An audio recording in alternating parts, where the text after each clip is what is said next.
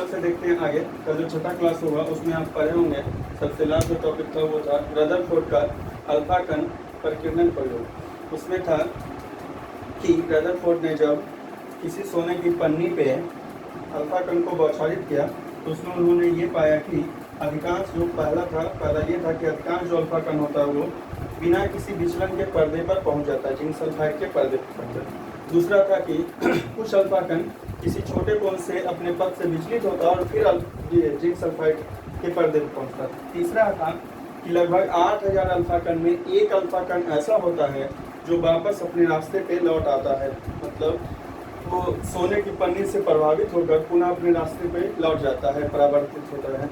और सबसे लास्ट जो था चौथा था वो ये था कि अगर पर्दे पे पहुंचने वाले अल्फा कणों की संख्या n हो और उसका विचलन कोण थीटा हो तो n व्युत्क्रमानुपाती होता है 1/sin⁴ θ/2 पे।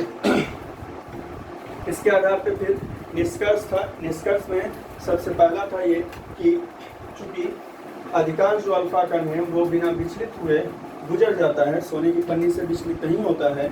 इसका मतलब ये है कि परमाणु का जो अधिकतर भाग होता है वो रिक्त होता है, यानी कि खाली होता है।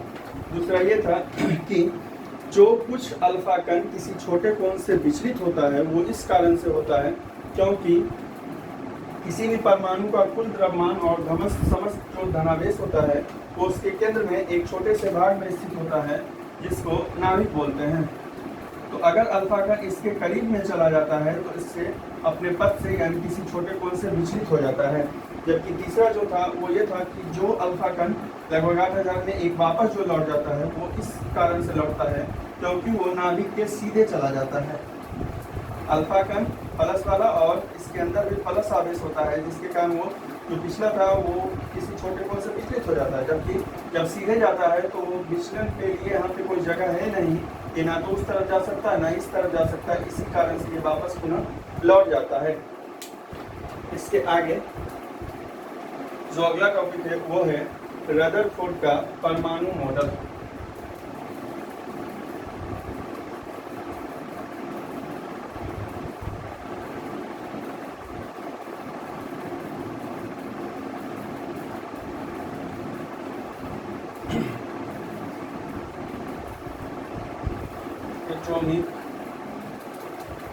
मॉडल तो रदरफोर्ड ने अपने अल्फा कण परिकीर्णन प्रयोग के आधार पे एक मॉडल प्रस्तुत किया परमाणु का, जिसको बोलते हैं रदरफोर्ड का परमाणु मॉडल।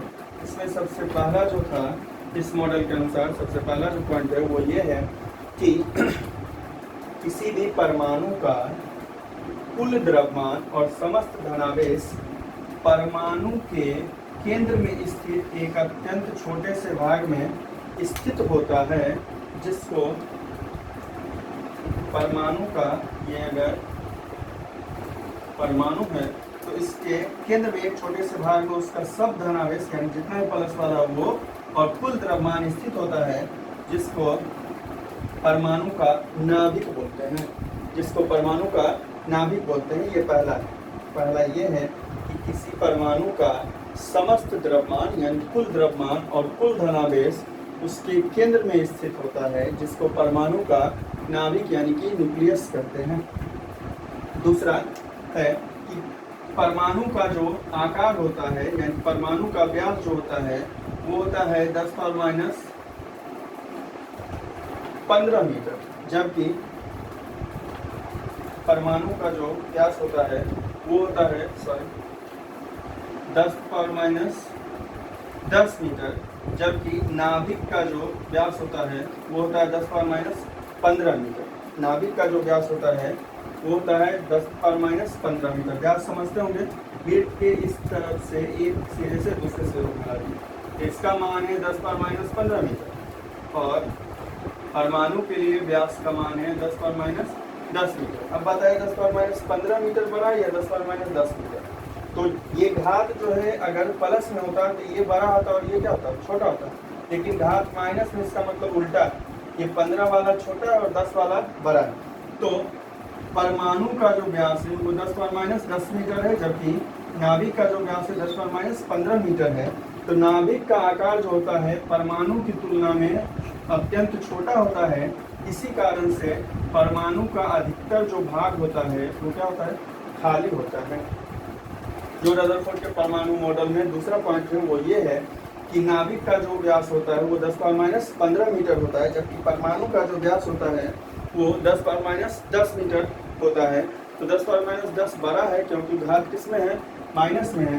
तो परमाणु का आकार जो होता है वो बहुत बड़ा होता है किसकी तुलना में, नाभिक की तुलना में। इस कारण से इसका जो बीच वाला भाग है यानी कि अधिकतर भाग जो है वो क्या रह जाता है, खाली रह जाता है। तीसरा है कि रदरफोर्ड के परमाणु मॉडल में तीसरा जो पॉइंट है वो ये है कि नाभिक के चारों ओर, परमाणु के नाभिक के चारों ओर जो होता है वो इलेक्ट्रॉन वृत्तीय कक्ष में घूमता रहता है।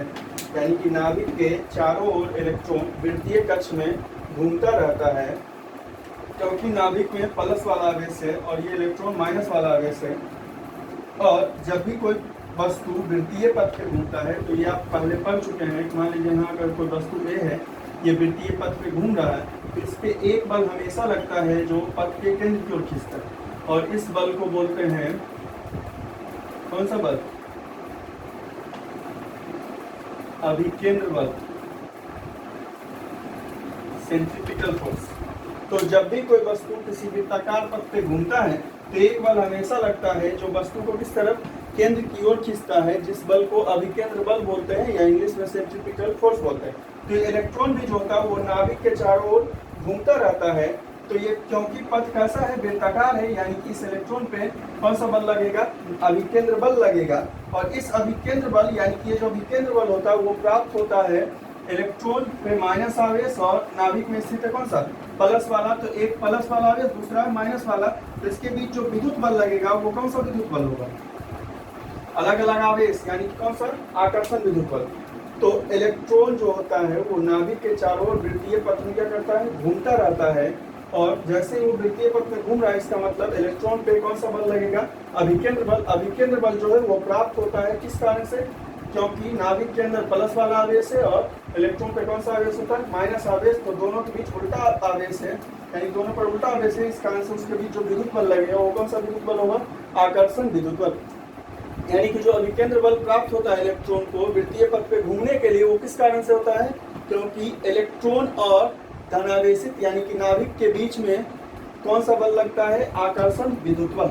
ये तीसरा पॉइंट। और सबसे लास्ट चौथा जो पॉइंट है कि किसी भी परमाणु में इलेक्ट्रॉन की संख्या और नाभिक में स्थित धनावेशित कणों की संख्या बराबर होती है। इलेक्ट्रॉन की संख्या और धनावेशित कणों की संख्या बराबर होती है। इस कारण से जितना माइनस वाला आवेश उतना है प्लस वाला आवेश, यानी कि इस पर कोई आवेश नहीं होता है, उदासीन होता है। यानी कि परमाणु जो होता है वो क्या होता है, उदासीन होता है। तो रदरफोर्ड के परमाणु मॉडल में जो 4 पॉइंट है इसमें सबसे पहला ये है कि जो परमाणु है उसका कुल द्रव्यमान और समस्त धनावेश उसके केंद्र में एक छोटे से भाग में स्थित होता है, जिसको नाभिक बोलते हैं।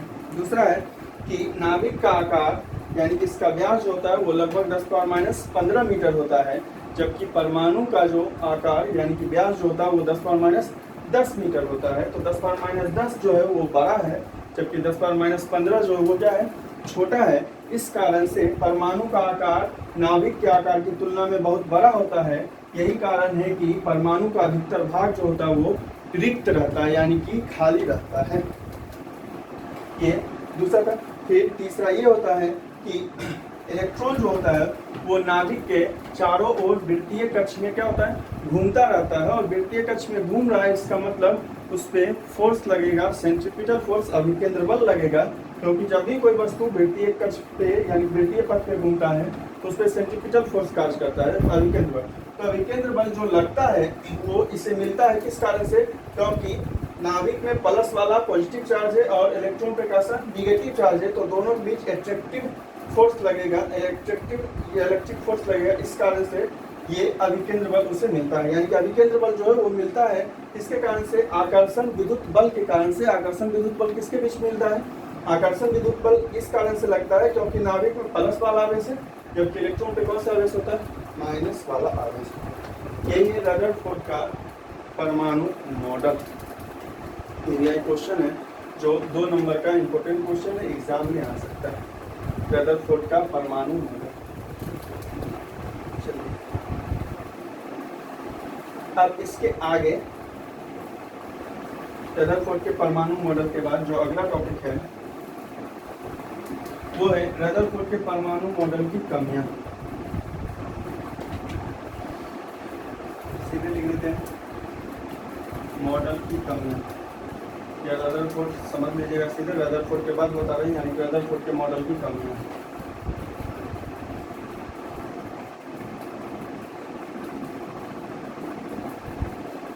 Drawbacks of Rutherford atomic model.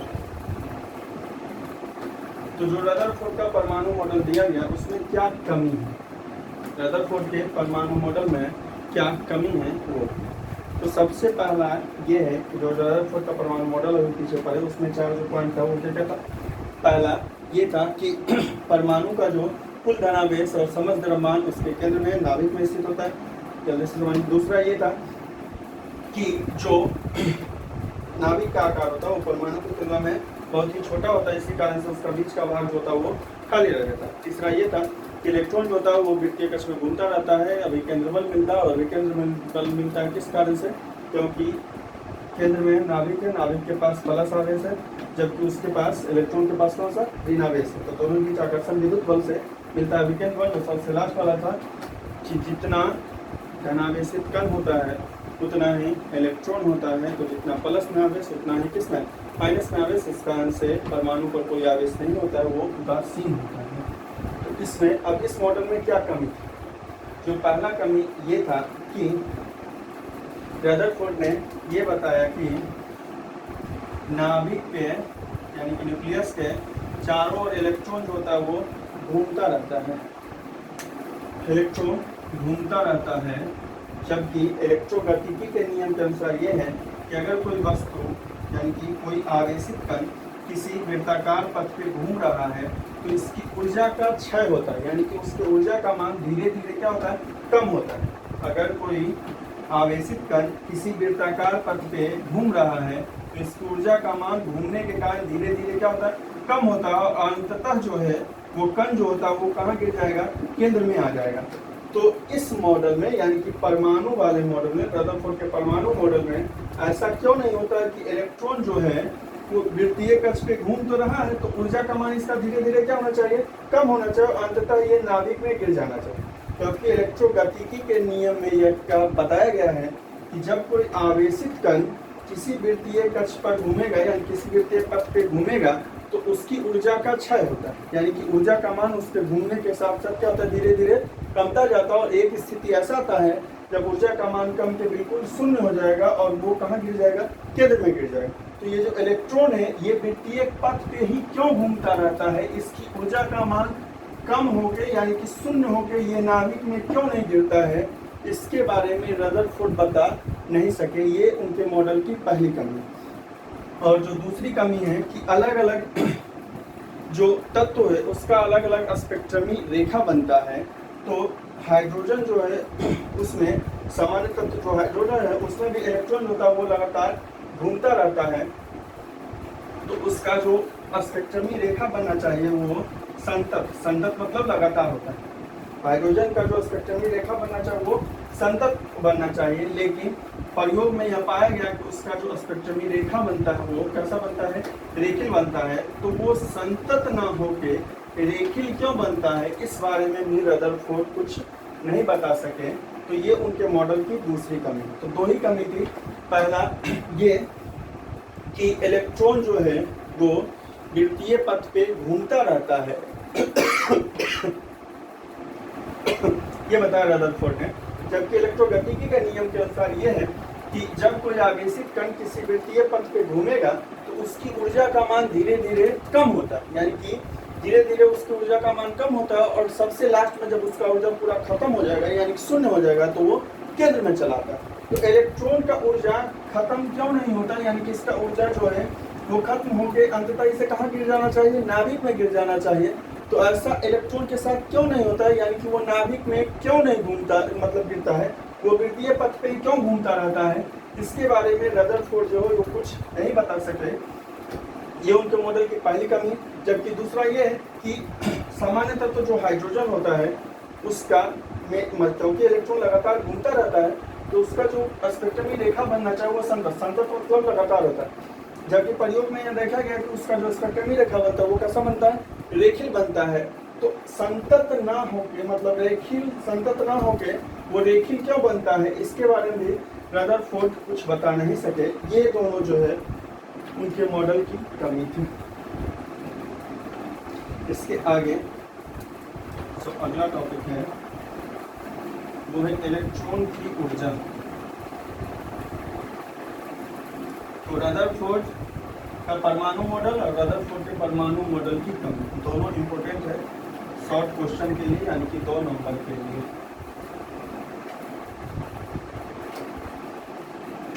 अगला टॉपिक है इलेक्ट्रॉन की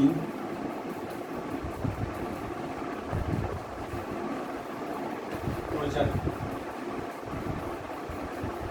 एनर्जी ऑफ एन इलेक्ट्रॉन। तो देखिए ऊर्जा का मान बताते हैं, इलेक्ट्रॉन के लिए ऊर्जा का मान। तो इलेक्ट्रॉन जैसा कि पीछे अभी मॉडल में पढ़े, इलेक्ट्रॉन नाभिक के चारों ओर क्या होता है, घूमता रहता है। एक तो नाभिक से स्थिति के कारण, क्योंकि नाभिक के पास तो घूमता नहीं, इससे ऊंचाई पे होगा, यानी कि इसकी स्थिति के कारण ऊर्जा 2 प्रकार का इसके पास होगा इलेक्ट्रॉन के पास। एक स्थिति के कारण स्थितिज ऊर्जा, और दूसरा ये वृत्तीय कक्ष में क्या करता रहता है, गति करता रहता है। इस कारण से उसके पास गतिज ऊर्जा होगा। तो दोनों ऊर्जा का मान निकालिए, एक बार स्थितिज ऊर्जा का और एक बार गतिज ऊर्जा का, और लास्ट में दोनों को जोड़ दीजिए तो वो बन जाएगा किसका, इलेक्ट्रॉन की कुल ऊर्जा का मान।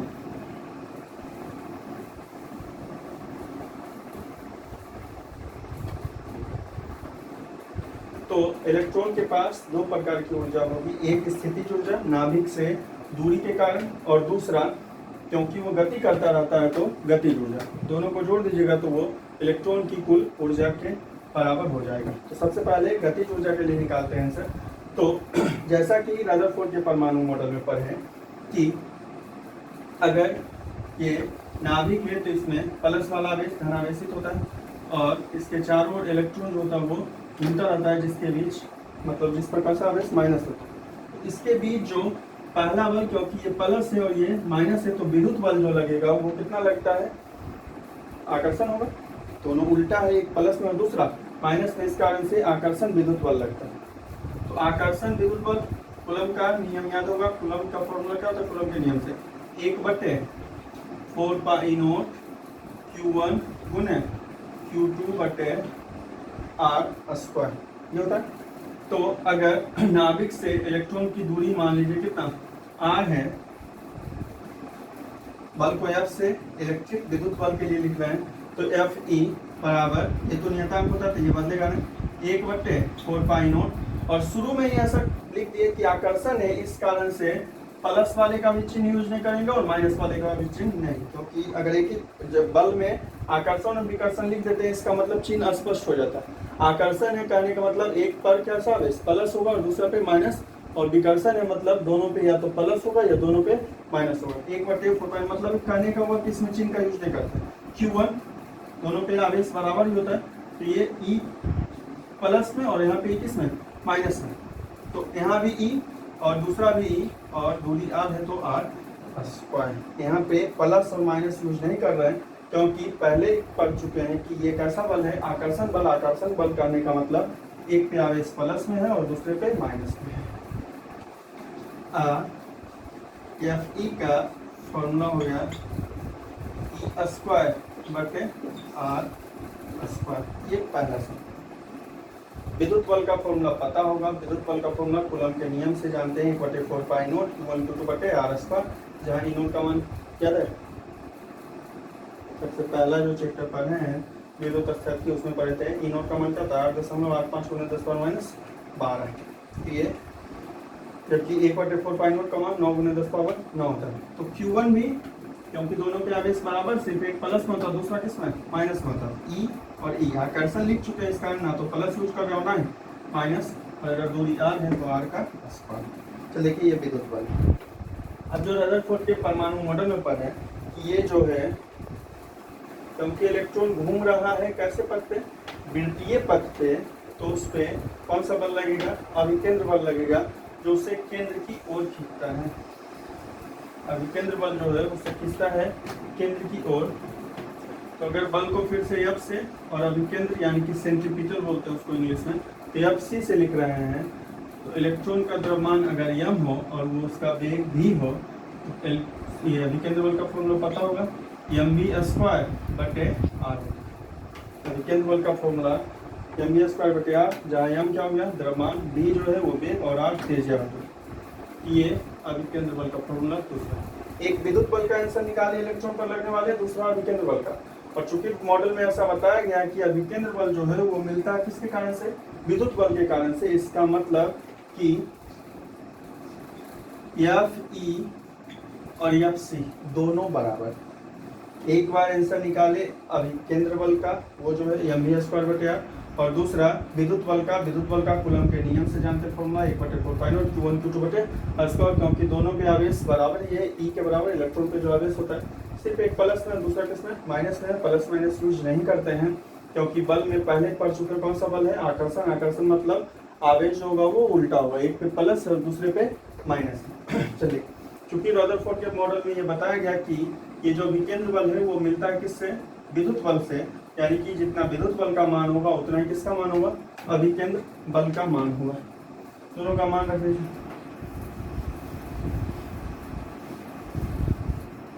तो ये हो गया 1/4π0 E² बटे r² बराबर इधर हो गया mv² बटे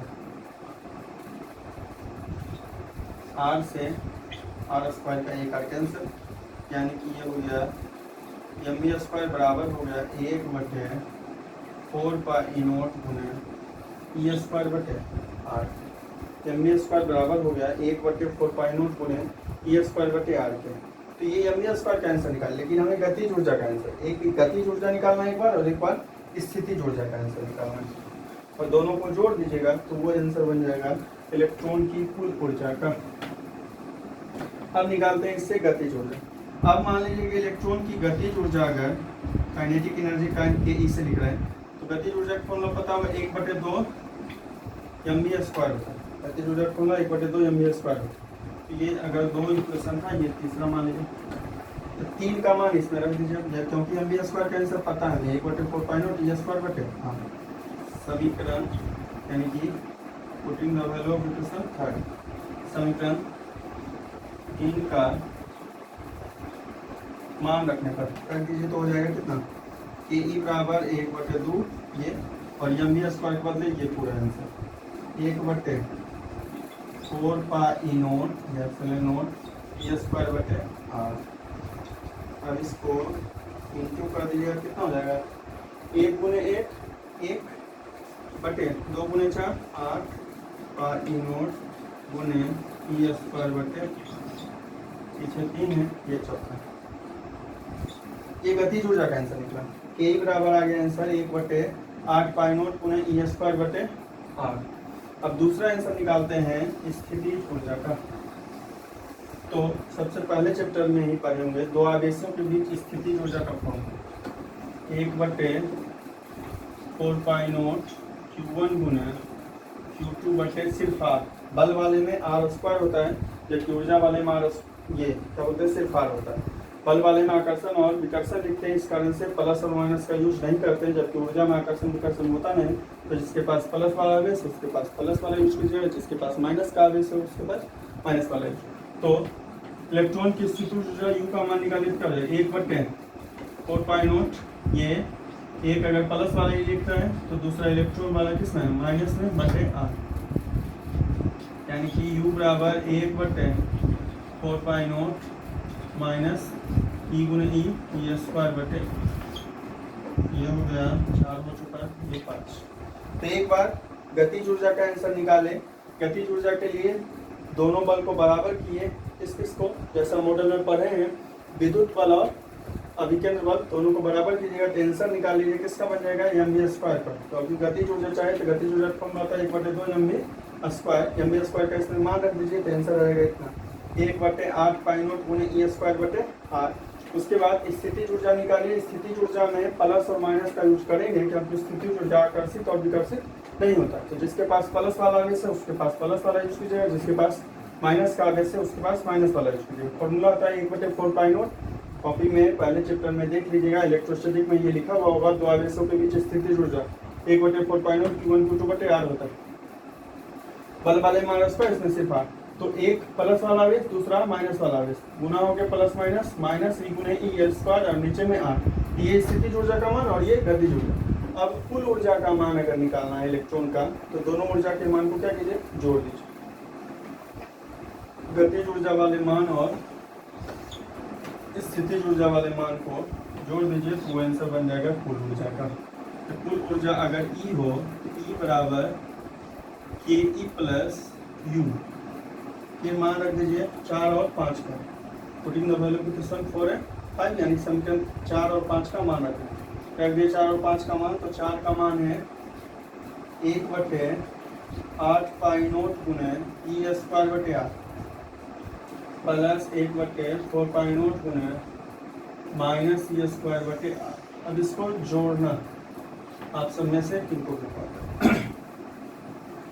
जोड़िएगा तो कैसे जोड़िएगा, जोड़िएगा तो या गुना जब भी कुछ भी हो जो कॉमन निकलता है उसको बाहर निकाल दीजिए। ठीक है, ये स्क्वायर बटे आर यहाँ भी ये स्क्वायर बटे आर, सिर्फ यहाँ माइनस में और यहाँ किसमें प्लस में, तो माइनस और प्लस रह जाएगा। यहाँ देखिए 1/4 पाई नॉट है, यहाँ 8 है, 1/4 पाई नॉट को बाहर निकाल सकते हैं। 1/4 पाई नॉट बाहर, फिर ई स्क्वायर बटे आर बाहर। तो यहाँ 1/8 था लेकिन निकला कितना 1/4, तो बच गया 1/2 4 गुना 8 ई स्क्वायर बटे आर, तो बाहर प्लस माइनस माइनस यहाँ ये पूरा बाहर कुछ नहीं मतलब 1 बराबर 1/4 पाई नॉट ई स्क्वायर बटे आर। दोनों का एलसीएम कितना 2, क्योंकि इसके नीचे में 1 है, कुछ नहीं मतलब 1 जैसे पढ़ते हैं जिस मतलब जाते हैं जिसका कोई उसका होगा उसी तरीके से हम कुछ भी नहीं है वहाँ पे 1 होता है। तो 2 और 1 का एलसीएम कितना 2 गया। अब 2 यहाँ पहले से तो 1 ये 2 बार रहेगा 1 माइनस यानी कि 1/4 पाई नॉट गुने ई स्क्वायर बटे आर। 1 में 2 घटाएगा -1/2 यानी कि ई बराबर गुना कर दीजिए तो माइनस हो जाएगा -1/4 गुने 2 8 पाई नॉट गुने ई स्क्वायर बटे।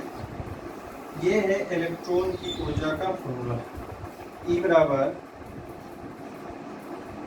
-1/8 पाई नॉट गुने ई स्क्वायर बटे आर। इसको मतलब इस तरीके से आप याद कर सकते हैं कि जितना गतिज ऊर्जा का आंसर था प्लस में उतना ही कुल ऊर्जा का मान आता है किसमें माइनस में। ये देखिए 1/8 पाई नॉट ई स्क्वायर बटे आर प्लस में था गतिज ऊर्जा का इलेक्ट्रॉन का, जबकि कुल ऊर्जा जब जोड़िएगा तो वही आंसर किसमें आ जाएगा माइनस में। तो कुल ऊर्जा के लिए करना क्या है, बहुत ही आसान है। इलेक्ट्रॉन की कुल ऊर्जा को निकालने के लिए रदरफोर्ड के मॉडल का यूज कीजिए। एक बार विद्युत बल का मान निकालिए, दूसरी बार किसका अभिकेंद्र बल का मान निकालिए। और रदरफोर्ड के मॉडल में ऐसा पढ़ चुके हैं कि अभिकेंद्र बल जो है वो मिलता है किस कारण से विद्युत बल से, तो दोनों को बराबर कीजिएगा तो वहाँ से आंसर निकल जाएगा mv स्क्वायर का, मतलब गतिज ऊर्जा का।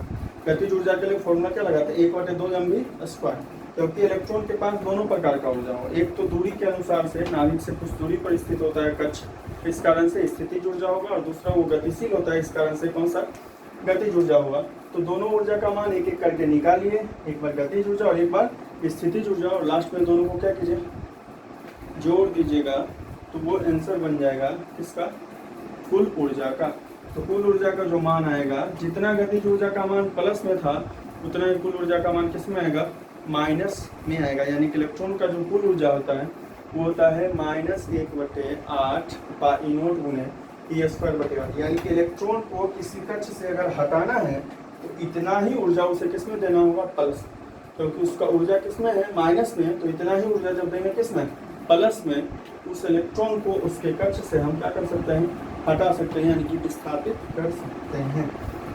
तो आज पर है रदरफोर्ड का परमाणु मॉडल, उसकी कमी और इलेक्ट्रॉन की ऊर्जा। बिल्कुल सब कुछ आसान है और सब कुछ बिल्कुल इस तरीके से समझा रहे हैं कि आपको क्लास कैसा बिल्कुल सब कुछ। फिर भी कहीं दिक्कत होता है, जिनको भी परेशानी है वो जरूर कीजिए, ठीक है। क्योंकि पहले ही बोलते हैं बाकी सब का जो काम होता होगा वो उस तरीके का भीड़ वाला होता होगा। मेरा हम पहले भी बोलते थे, क्लास में भी बोलते थे कि हमको भीड़ वगैरह से कोई मतलब नहीं है। तो जहाँ भी मतलब बिल्कुल घर में ही अभी पढ़ने का है, कब खुलेगा ऑफलाइन कब से शुरू होगा इसका कोई अभी तक पता भी नहीं, क्योंकि आप लोग को जैसा स्थिति फिर से लॉकडाउन लग चुका है सब जगह। तो इसके लिए बिल्कुल निश्चिंत रहिए, घर पर आराम से पढ़ते रहिए। और बार बार बोलते हैं कि आगे जो पढ़ाएंगे वो अगर पढ़ के रहिएगा तो और बेहतर तरीके से समझ में आएगा, ठीक है। तो आज जो पढ़े वो पढ़े रदरफोर्ड का मॉडल, रदरफोर्ड के मॉडल की कमी और इलेक्ट्रॉन की ऊर्जा। इसमें रदरफोर्ड का मॉडल, कमी, ये ऊर्जा, तीनों इंपॉर्टेंट क्वेश्चन है। थोड़ा सा ध्यान से इलेक्ट्रॉन की ऊर्जा वाला जो है वो फिर से एक बार खुद से बना लीजिए। कॉपी में लिखा है वो सब कुछ, सिर्फ क्या कीजिएगा कॉपी में फिर से खुद से बना के देखिएगा। आंसर इतना इस प्रकार से किस तरीके से आप प्रैक्टिस कीजिएगा तो आ जाएगा, ठीक है। बाकी मॉडल रदरफोर्ड का और रदरफोर्ड के मॉडल की कमी, वो 2 नंबर का इंपॉर्टेंट क्वेश्चन है जो एग्जाम में आ सकता है, थ्योरेटिकल क्वेश्चन, ठीक है। इसके आगे जो है तो अभी तक पढ़े 2 मॉडल परमाणु में, एक पीछे थॉमसन का परमाणु मॉडल और एक ये था कौन सा रदरफोर्ड का मॉडल। अब आगे है बोर का परमाणु मॉडल। और जैसा कि CBSE का जो सिलेबस आया है उसमें 30% जो है वो कम कर दिया गया और वो PDF हम डाउनलोड किए हैं और बिहार बोर्ड में उस तरीके का होगा या